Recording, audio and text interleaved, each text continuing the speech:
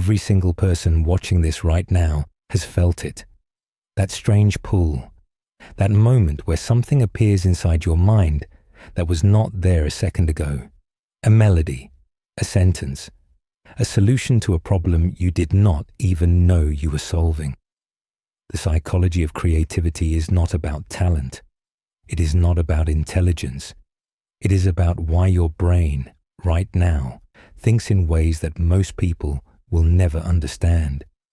And here is the thing, the science behind it is far stranger, far more beautiful, and far more unsettling than anyone ever told you. So what actually happens inside your skull when a creative thought is born?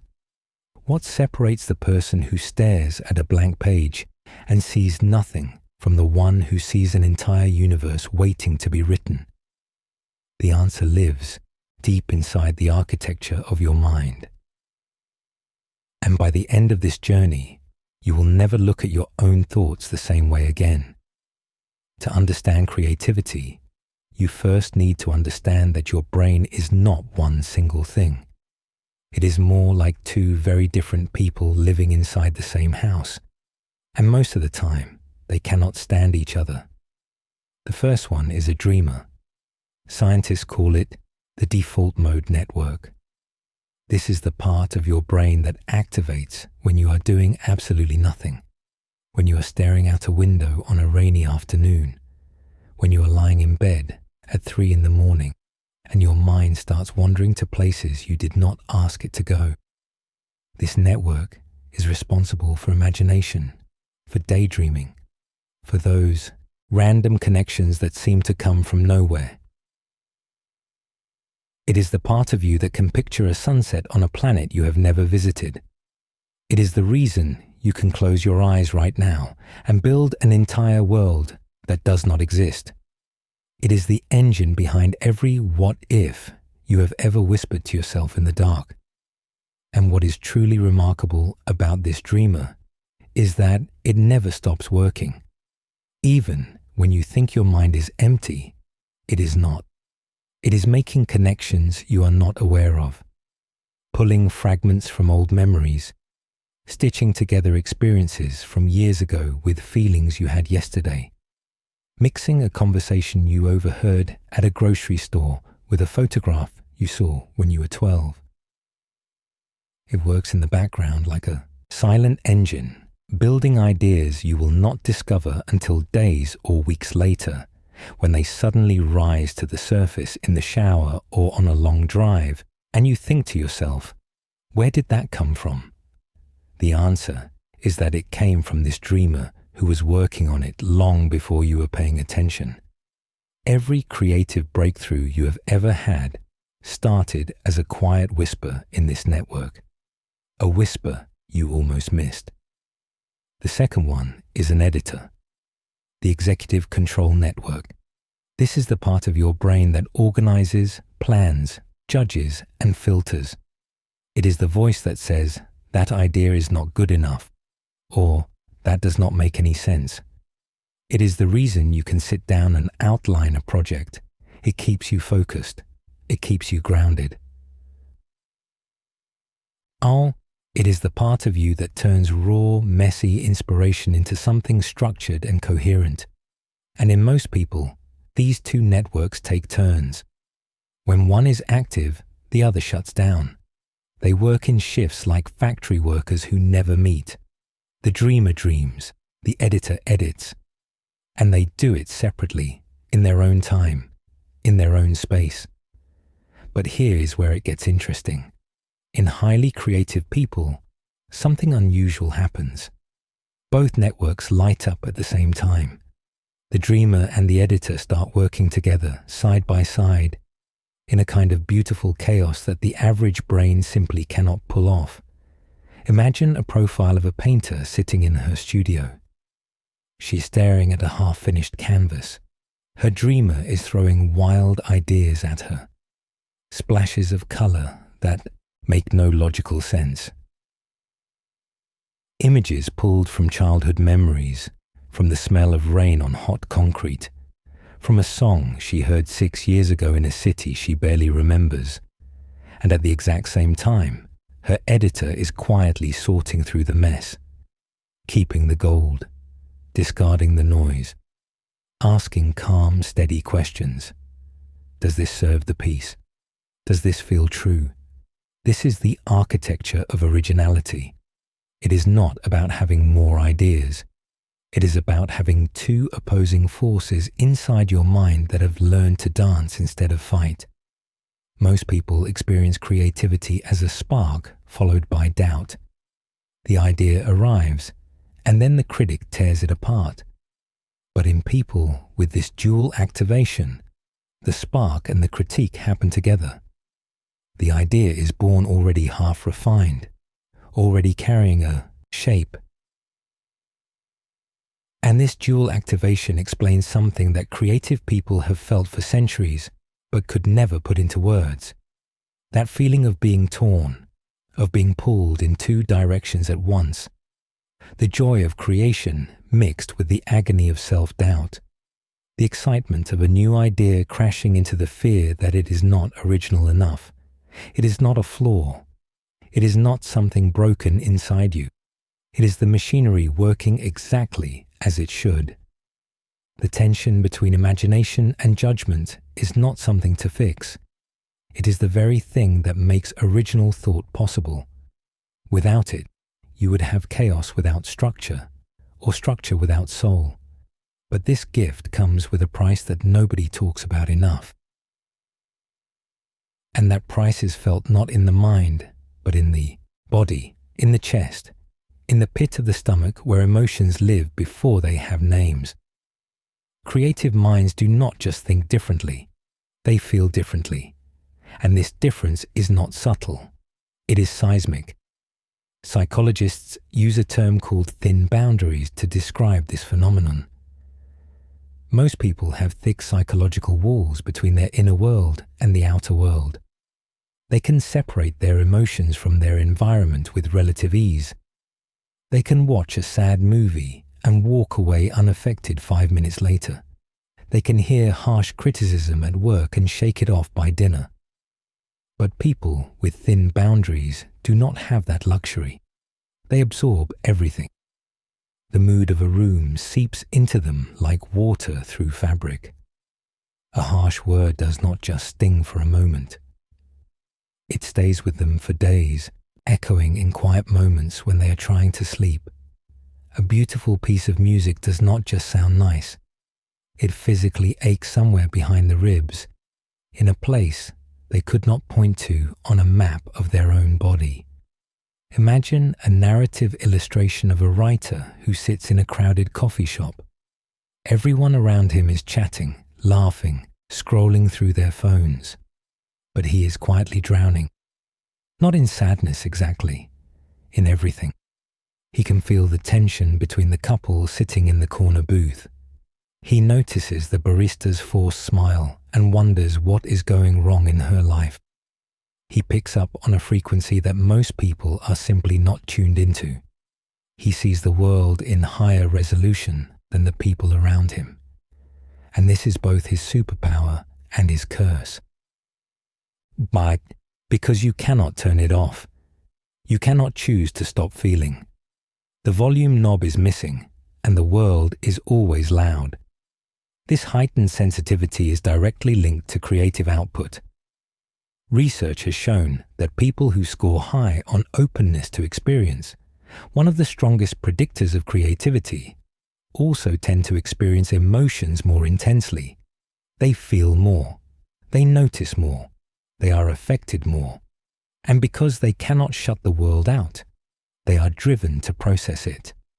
Through art, through music, through words on a page, through images on a screen.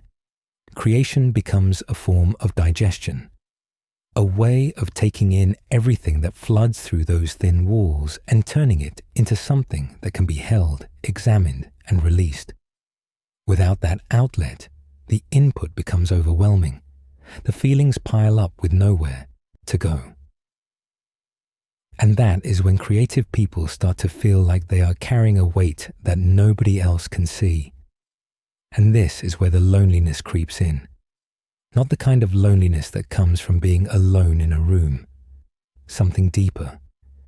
When you experience the world at a different volume than everyone around you, connection becomes complicated. You want to share what you see and feel, but the words never quite capture it. You create something you believe is honest and raw, and people smile politely and move on. The gap between your inner world and the outer world starts to feel like an ocean, and slowly, without meaning to, you begin to retreat into the one place that truly understands you. Your own mind, your own private landscape of ideas and feelings and half-formed visions that only make sense inside your skull. This creative loneliness is not depression, though it can look like it from the outside. It is not antisocial behavior, though it can feel like withdrawal. It is the quiet cost of seeing the world through a lens that few others share. It is the price of admission to a mind that never stops noticing, never stops feeling, never stops asking, why does this matter? And the most heartbreaking part is that the very thing that makes a creative person feel alone is the same thing that allows them to create work that makes millions of other people feel understood. The isolation feeds the art, and the art bridges the isolation.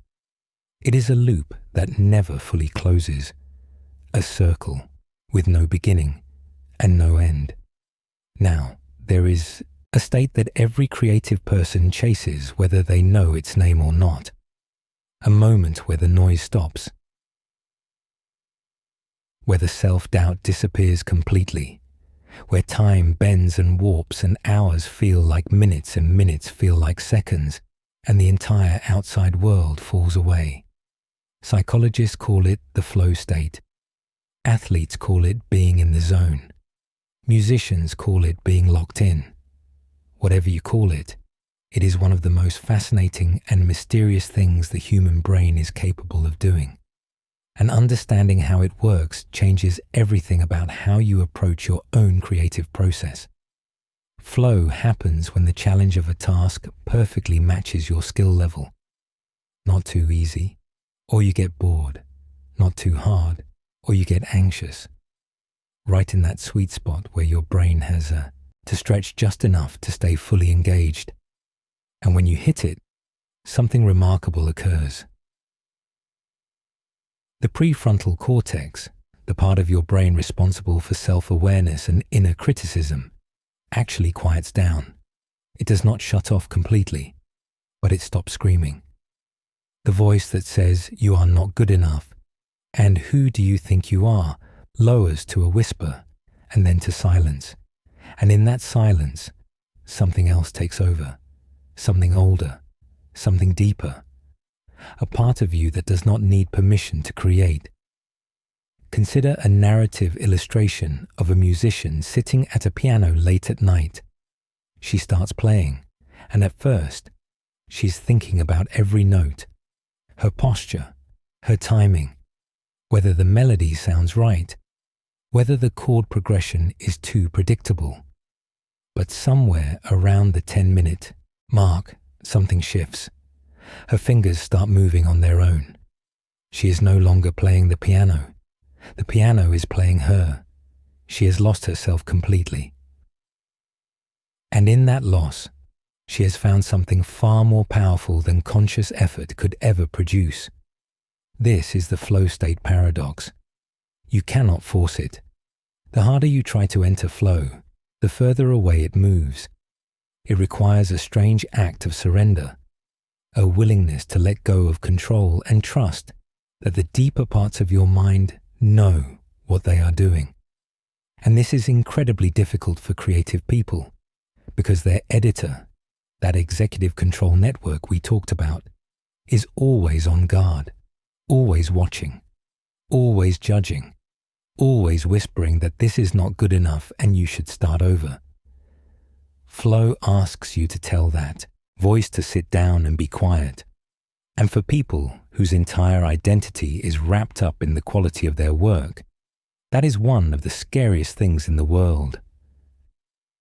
But when it happens, It is unlike anything else. Time dissolves. Self-consciousness evaporates. The boundary between you and the work disappears completely. You are not making something. You are becoming something. The gap between intention and execution closes to zero. Your hands know what to do before your mind can form the instruction. And the work that comes out of those moments carries a quality that cannot be manufactured. There is a rawness to it, an honesty that careful planning and revision can never fully replicate. People feel it when they encounter it. They cannot always explain why, but they feel it. A painting made in flow has a different energy than one made through pure discipline. A song born in that state carries an emotional truth that careful composition alone can't achieve. A paragraph written in flow reads like it was always meant to exist, as if you did not create it so much as uncover it. And then it stops. The flow breaks. The clock on the wall suddenly reads 4 a.m, and you are left staring at what you made, wondering if you will ever be able to do it again. That wondering is the beginning of the shadow. This is where the shadow side of creativity lives, and it is a side that most people never talk about, because it is easier to celebrate the output than to sit with the process. Creative blocks are not about laziness. They are not about running out of ideas. They are not a sign that you have used up your talent or that the best work is behind you. At their core, creative blocks are a psychological defense mechanism. Your brain is trying to protect you from something, and usually it is protecting you from the vulnerability of being seen. Think about what creation actually requires. Really think about it. It asks you to take something deeply personal, something pulled from the most private corners of your inner world, and put it on display for complete strangers to judge, to praise or dismiss, to love or ignore.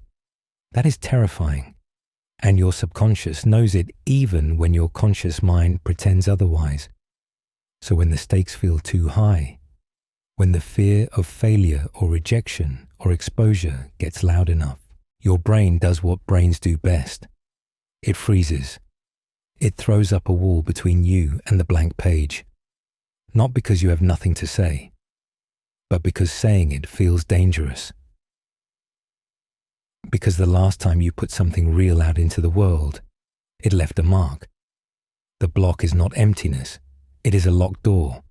And the key is not discipline or willpower or a better morning routine. The key is safety. The cruelest irony is that the people who care the most about their work are the ones most likely to get blocked. The artist who does not care what anyone thinks will keep creating forever, but the one who pours their soul into every piece, who agonizes over every word and every brushstroke, who lies awake wondering if they captured the feeling they were chasing.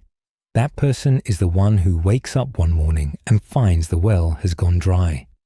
The block is not a punishment for caring too much. It is a symptom. A signal from somewhere deep inside that the emotional cost of creating has started to outweigh the reward. And the way through it is not to push harder. It is not to force yourself to sit at the desk for 8 hours until something comes out of sheer exhaustion. It is not to beat yourself up for being stuck, or to compare your output to someone else's highlight reel. The way through a creative block is to address the fear underneath it, to sit with the discomfort instead of running from it, to acknowledge that you are scared, to say it out loud if you have, to accept that vulnerability is not weakness, but the foundation of everything meaningful you have ever made. To gently remind yourself that the reason your work resonates with anyone at all is precisely because it comes from a real place. A guarded, protected, deeply human place that you chose, despite every instinct telling you not to open. Every creative person carries this tension their entire life. the need to be seen fighting against the fear of being exposed, the desire to create battling the terror of judgment, the dreamer and the editor locked in their endless dance inside the walls of the same mind. It is exhausting. It is confusing. It is sometimes unbearable. And yet, despite all of it, despite the loneliness and the doubt and the blocks and the sleepless nights and the feeling that you are somehow both too much and not enough at the same time, they keep going. They keep writing. They keep painting. They keep composing melodies in the dark when the rest of the world is asleep. They keep staring at the blank page until it blinks first. Why? Because the alternative is worse, far worse. The pain of not creating, of leaving all those ideas trapped inside with no way out, of watching the visions fade because you were too afraid to give them form, of feeling the weight of unexpressed thoughts pressing against the walls of your mind with nowhere to go. That pain is heavier than anything the outside world could ever throw at you. And that, more than talent, more than intelligence, more than any brain scan or psychology study could ever reveal, is what makes a creative person creative. Not the absence of fear, but the decision made over and over and over again, sometimes every single morning, to create anyway. So the next time you feel that strange pull, that quiet whisper of an idea forming somewhere in the back of your mind, pay attention to it. Do not dismiss it as noise. Do not judge it too quickly before it has had a chance to breathe and take shape. Just let it arrive. Because that thought, that tiny spark that appeared from nothing, is the single most extraordinary thing the human brain can do. It is proof that somewhere inside you lives a world that no one else can see. And the only way to ever share it is to be brave enough to try. If this journey through the creative mind resonated with you, take a moment to hit that like button. It tells us that these deep dives into human psychology are the kind of content you want to see more of. And if you have not subscribed yet, now is the perfect time. We explore the hidden layers of how your mind works, and there is so much more ahead. Drop a comment below and tell us about your own experience with creativity. When do you feel most alive in the creative process? We read every single one. Thanks for watching, and we will see you in the next one.